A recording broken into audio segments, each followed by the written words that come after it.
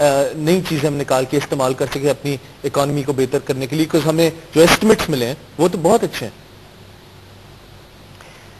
دیکھیں اس میں کچھ حد تک تو جو ڈاکٹر اسد صاحب نے جو بات کی اس کا ایک عمل و دخل بھی ہے کہ ہم نے کس طریقے سے انٹرنلی اپنے پرابلمس کو ہینڈل کیا ہے، اور انفارچونیٹلی بلوچستان میں ہم نے بالکل غلط طریقے سے ہینڈل کیا ہے، تو اس کی ایک فضا، اس کا ایک ریئیکشن، رد عمل بنا ہوا ہے. مگر آئی تھنک یہ بہت امپورٹنٹ ہے ٹو سے، جو لوگ نہیں کہتے ہیں، یہ امن کی آشا ہو یا جو بھی ہو، اس کے باوجود I think it's important to say کہ ایکسٹرنل پلیئرز نے اکنامک سیبوٹاج بھی کیا ہے بلوچستان میں.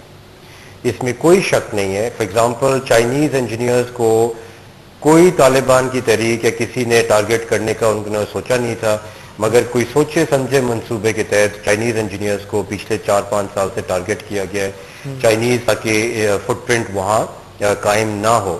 تو یہ ایک Pakistan has also unfortunately been at the receiving end of economic sabotage, اور یہ سب سے زیادہ جو ہے وہ بلوچستان میں نظر آئے. اور اس کی سولوشن کیا ہے؟ کیا ہم اس کو صحیح کر پائیں گے یا نہیں کر سکتے؟ Is it beyond our reach now? دیکھیں میں ایکسپرٹ نہیں ہوں بلوچستان سے، بٹ میں آپ کی اوپینین میں جو میری جو اوپینین ہے ذاتی طور پہ بہت خطرناک حالات ہیں. وی شوڈ ریکگنائز کہ جو ایلینیشن ہے بلوچی لوگوں کی اور بالکل ویل فاؤنڈیڈ ہے، وہ بہت اسٹرانگ لیول ہے اس کی. آئی تھنک یہاں اسلام آباد میں بیٹھ کے، آئی ڈونٹ نو کراچی میں بیٹھ کے اس کی فیلنگ ہوتی ہے. اسلام آباد بالکل ککون ہے، گاگا لینڈ میں بیٹھے ہیں، ادھر کوئی آئیڈیا نہیں ہے کہ بلوچیوں کی ایلینیشن کا لیول کیا ہے، اور بہت اسٹرانگ ہے. I think the army realises to some extent, but unfortunately جس طریقے سے ہماری سیکورٹی اسٹیبلشمنٹ اس کو اپروچ کر رہی ہے، یہ وہی ان کی کک بک ہے، وچز بک ہے، جو جس طریقے سے اپروچ کر رہی ہے militarily security point of view سے. I think we have to go far far beyond this, اور ہم پھر شاید یہ قابو سچویشن کو کر پائیں. Because we are literally sitting on a gold mine over there. اچھا فضا آپ جی، میں رضوان پوچھنا چاہ رہی تھی اپنے بلکہ تینوں ایکسپرٹ سے، اور شرانی صاحب آپ بھی چاہیں تو اس میں اپنا انپٹ ضرور دیجیے گا. ایک ہر دفعہ ایک نیا بلبلہ چھوڑا جاتا ہے یا ایک نیا اینگل یہ دیا جاتا ہے کہ فورن انویسٹمنٹ نہیں آ رہی ملک میں. مجھے ذرا یہ سمجھائیے کہ فورن انویسٹمنٹ یا کسی فارنر کو آپ کے ملک میں انٹرسٹ کیا ہے انویسٹمنٹ کا؟ اور تھوڑا سا میں اس میں تھوڑا سا اضافہ یہ کر لوں کہ کیا یہ وہی اگین کوئی ریئل انڈیکیٹرز ہیں اکنامک گروتھ کے، یا یہ ایک خامخواہ کا ایک سیاسی نعرہ یا بہلاوے کے لیے لالی پاپ واٹ ایور؟ جی ڈاکٹر صاحب آپ سے شروع کریں یا آپ؟ جی جہاں تک فارن ڈائریکٹ انویسٹمنٹ کا تعلق ہے، وہ کسی ملک کی ترقی بہت امپورٹنٹ. پہلے یہ بات سمجھ لیں، چاہے چائنا ہو، چاہے انڈیا ہو، چاہے کوئی بھی ممالک، کوئی بھی ملک آپ نام لے لیں، اس نے انویسٹمنٹ، فارن انویسٹمنٹ کے بغیر ترقی نہیں کی. کیونکہ آپ کو جو امین بھائی نے شروع میں کہا تھا کہ آپ کی کہیں کسی فیلڈ میں اسپیشلٹی ہوتی ہے اور کسی فیلڈ میں آپ کو باہر سے انویسٹمنٹ چاہیے ہوتی ہے. پاکستان میں وہ کیوں نہیں آئیں گے؟ اس لیے وہ آنا چاہتے تھے کہ پاکستان میں آج بھی ریٹ آف ریٹرن، ابھی بھی کارپوریٹ ریزلٹس آئے ہیں، ڈاکٹر صاحب بتا رہے تھے تھوڑی دیر پہلے، ریزلٹس بہت اچھے ہیں، ریٹ آف ریٹرن بہت اچھا ہے آج بھی ان حالات میں کچھ ایریاز کے اندر. لیکن جہاں انویسٹمنٹ کی سیکورٹی نہ ہو، انویسٹمنٹ آپ کی کلائمیٹ نہ ہو، دیکھیں باہر کا انویسٹر تب آئے گا جب اپنے آپ کو سیف فیل کرے گا، یا اپنی فیملی کو یا اپنی انویسٹمنٹ کو، تو بعد میں وہ ریٹ آف ریٹرن دیکھے گا. یہاں آج انویسٹمنٹ کلائمیٹ نہیں ہے انفارچونیٹلی، لا اینڈ آرڈر کی صورت حال سے. تو اور آج اگر 3-4 سال پہلے چل رہے ہیں تو میں سمجھتا ہوں ایک ٹائم میں 2007-8 کے اندر وی ریسیو اوور $6 بلین. اس سال کے اندر مشکل کوئی $1.5 بلین حاصل، یعنی کہ 25% رہ گئی ہے. تو جب آپ کے پاس باہر کی انویسٹمنٹ نہیں آتی تو آپ بھی کوئی میجر پروجیکٹ جو لگانا چاہتے ہیں، اب اپنی خالی لے دے کے شاید پورٹ فولیو انویسٹمنٹ تھوڑی بہت آتی ہے، وہ بھی جس اسپیڈ سے آتی ہے اسی اسپیڈ سے نکل جاتی ہے. کوئی واقعہ ہو جائے پاکستان میں، اور تھوڑی بہت آپ کی کمیونیکیشن میں رہ گئی ہے یا gas, oil and gas sector میں. ہمیں میسو انویسٹمنٹ چاہیے ڈفرینٹ ایریاز کے اندر، تاکہ ہم اپنی پروڈکشن کو، اور جو یوتھ ہے پاکستان کے اندر کوئی 5.5 کروڑ میں سے کوئی تقریباً 50 لاکھ کے 10-12% کے قریب 60 لاکھ کے قریب ینگسٹر انمپلائمنٹ ہے. ایک تو وہ ہے جو بچائے اسکول میں لیکن ان اسکل ہے. اسکل کے اندر بھی آپ کی انمپلائمنٹ اتنی ہوگی تو اس کا رزلٹ لا بالا طور پہ لا اینڈ آرڈر کی صورتحال میں نکلتا ہے.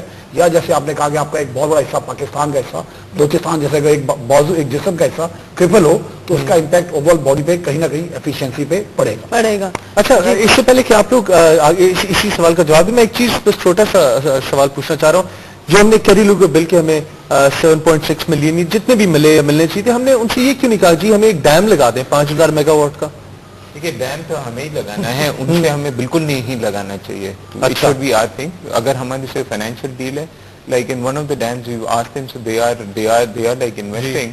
I think یہ ہم مائنڈ سیٹ اپنا چینج کریں. ہمیں اپنی کام خود کرنا چاہیے, کسی کو نہیں کہنا چاہیے کہ یہ کریں ہمارے لیے. ہمارے یہاں جو جیسے فارن انویسٹمنٹ کی بھی بات ہے, ہم اپنا اگر گھر صحیح کر دیں, ہمارے ماحول اگر صحیح کر دیں, ہمیں کسی کی بھی بلانے, کسی کو بھی ہمیں انوائٹ کرنے کی ضرورت نہیں پڑے گی, کوئی کانفرنسز کی ضرورت نہیں, لوگ خود آئیں گے, آرام سے آئیں گے. چائنا میں نہیں ہے لوگ جا رہے ہیں, حالانکہ وہاں اتنی رکاوٹیں ہیں. انڈیا میں بھی آج اتنی رکاوٹیں, لیکن وہاں لوگ سب جاتے, بڑی سے بڑی کمپنی, چھوٹی سے چھوٹی کمپنی وہاں جا رہے ہیں. ہمارے یہاں جب تک کنڈیوسو انوائرمنٹ نہیں ہوگا, انوائرمنٹ مینس کہ اس میں گورننس آ گئی, آپ کی کرپشن آ گئی, آپ کی سوشل ایشوز آ گئی, آپ کی سیکیورٹی آ گئی, یہ ساری کی ساری چیزوں کو ہم اگر ٹھیک کر دیں, انویسٹمنٹ آئے گی. انویسٹمنٹ کی ضرورت کیوں ہے کہ ایک اکانومی کو سرٹن گروتھ ریٹ چاہیے to maintain the employment of its, especially ہمارے یہاں ہماری population growth is very high, we have a youth bulge, تو we need the growth rates to keep our unemployment level under control. And growth rate آتی ہے آپ کی investment سے. Investments آپ کے ریسورسز, ڈومیسٹک انویسٹمنٹ ہوتی ہیں, فارن انویسٹمنٹ ہوتی ہے. ڈومیسٹک میں سرٹن لمیٹیشنز ہیں, ہماری سیونگ ریٹس اتنے نہیں ہیں, ہماری گورنمنٹ کی بوروئنگس ہے, تو وہاں ایک سرٹن لمیٹیشن ہے. Because of that we see کہ ہمیں فارن انویسٹمنٹ آئے تو ہماری گروتھ ریٹ, چائنا میں for example very high growth rate, وہاں فارن انویسٹمنٹ بہت آ رہی. So foreign investment is an important indicator. Number 1 کے کانفیڈنس ہے ملک میں, اینڈ پلس وہ ایک گروتھ ریٹ کو بھی آپ کو کنٹریبیوٹ کرتا ہے. ٹھیک ہے ڈاکٹر صاحب, آپ کچھ کہنا چاہ رہے تھے. جی بنیادی طور پہ امین صاحب نے ایک چیز اس کی کور کر دی کہ تیسری دنیا کے ممالک میں سرمایہ کی کمی ہوتی ہے, جسے ہم انویسٹیبل سرپلس کہتے ہیں. تو وہ باہر کے ملکوں سے اگر آ جائے تو آپ کا جو انویسٹمنٹ بیس ہے وہ بڑھ جاتا ہے. تو دوسری چیز اہم ہوتی ہے ایف ڈی آئی کے حوالے سے, اور وہ اس میں پھر جو بات سیکٹرز کی گئی وہ اہم ہے, وہ یہ کہ جب انویسٹمنٹ آتی ہے تو وہ اپنے ساتھ ٹیکنالوجی اور مینجمنٹ پریکٹسز بھی لے کر آتی ہے, جس سے آپ کی اوور آل ایفیشنسی اور پروڈکٹیوٹی امپروو ہوتی ہے. اب مسئلہ یہ تھا کہ یہ جب $6 ارب آ رہے تھے نا, تو وہ آ رہے تھے مرجرز اینڈ ایکوزیشن میں, اور اس میں کوئی شک نہیں کہ ایک دو سیکٹرز میں آئے جس میں گروتھ ہوئی. ٹیلی کمیونیکیشن, یہ آپ کے موبائل فونز کی ٹیکنالوجی تھی, یہ ایک جگہ تھی, لیکن ورنہ یہ بینکنگ سیکٹر میں آ رہے تھے اور باقی جگہ پہ یہ مرجرز ایکوزیشن ہو رہے تھے. تو یہ اس کا آن پیپر فرق پڑ رہا تھا, لیکن اس سے زیادہ اس کا اثر کوئی وہ نہیں تھا.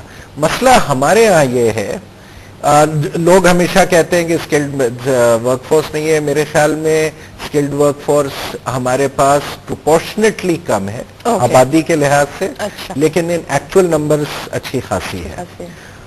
لیکن انفراسٹرکچر بہت کمزور ہے دوسرے ممالک کے مقابلے میں. ٹرانسپورٹ کا انفراسٹرکچر, بجلی کا انفراسٹرکچر, ایک انٹرٹینمنٹ کا انفراسٹرکچر, تیسری چیز, اور چوتھی چیز جو ہے وہ لا اینڈ آرڈر ہے. اور یہ ساری چیزیں ظاہر ہے باقی تمام چیزوں سے ملی ہوئی ہیں. تو لیکن یہ کہنا کہ فارن انویسٹمنٹ شوشہ ہے, نہیں, بالکل نہیں. اس کی اہمیت ہے, اس کو ہمیں مینج کرنا چاہیے, اسے صحیح سیکٹرز میں چینل کرنے کی ضرورت ہے.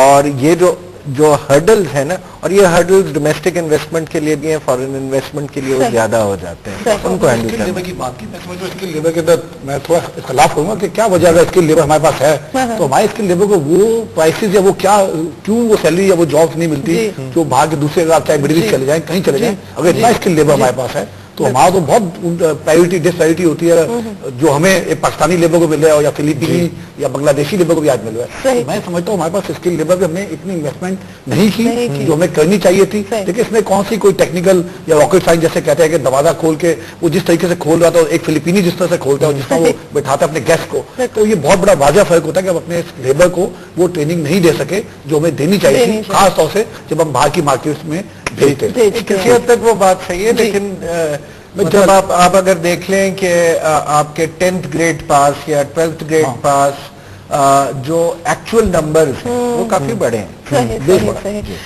ناظرین, ہم یہاں پر اپنے مہمانوں سے آج رخصت لیتے ہیں.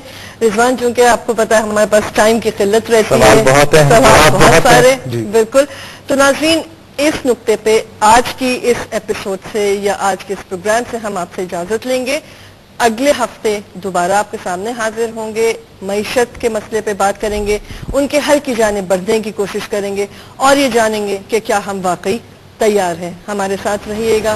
Keep watching the show.